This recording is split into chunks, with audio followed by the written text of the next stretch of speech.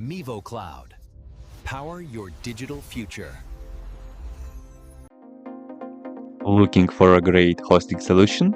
Check our website for prices.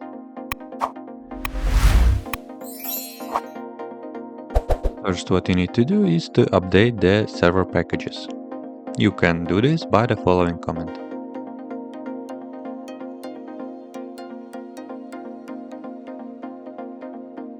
First, we use the next command to download the official Emby installation packages directly from their GitHub.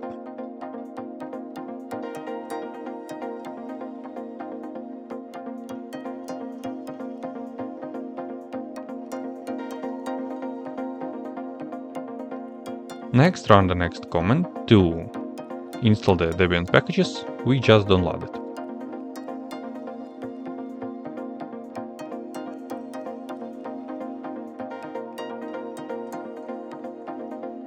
To make sure everything runs smoothly, run the next command. This automatically detects and installs any missing dependencies. Now let's enable the Emby services.